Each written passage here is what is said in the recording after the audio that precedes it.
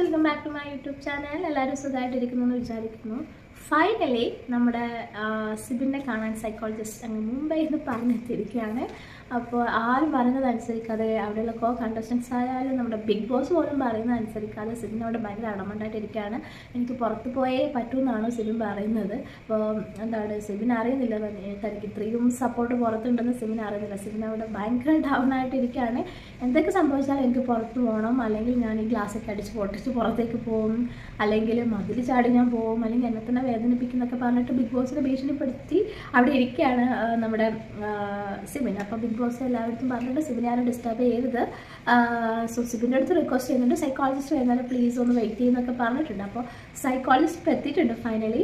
അപ്പോൾ സൈക്കോളജിസ്റ്റ് എന്തായാലും പുറത്തുള്ള കാര്യങ്ങളൊക്കെ പറഞ്ഞ് മനസ്സിലാക്കി സിബിനെ ഇതിലേക്ക് കൊണ്ടുവരുന്ന തന്നെയാണ് ഞാൻ വിശ്വസിക്കുന്നത്. കാരണം നമ്മളെ ജബ്രികൾ അവർ ഇതുപോലത്തെ ഭയങ്കര പെർഫോമൻസ് ആയിരുന്നല്ലോ കഴിഞ്ഞ വീക്കിൽ. പക്ഷേ ഇത് അവരുടേതൊരു ഡ്രാമയായിരുന്നു. പക്ഷേ സിബിൻ ജെനുവിനായിട്ട് ഡൗൺ ആയിട്ട് ഇരിക്കുകയാണ്. സിബിൻ കരുതുന്നത് പുറത്ത് ഭയങ്കര നെഗറ്റീവ് ആയതുകൊണ്ടാണ് ലാലേട്ടൻ ഇങ്ങനെയൊക്കെ പറഞ്ഞതെന്നാണ്. പക്ഷേ ജബ്രികളെ പോലെയല്ല, അവരെന്തായാലും ഡ്രാമയായിരുന്നു. പക്ഷെ അവരെ കൺവിൻസ് ചെയ്യാൻ സൈക്കോളജിസ്റ്റിനെ പറ്റി. അതുപോലെ തന്നെ നമ്മുടെ സിബിനെയും കൺവിൻസ് ചെയ്യാൻ നമ്മുടെ സൈക്കോളജിസ്റ്റിനെ പറ്റട്ടെ എന്ന് പ്രാർത്ഥിച്ചുകൊണ്ട് നമുക്ക് അടുത്ത വീഡിയോ കാണാം. അതുവരേക്കും ബൈ.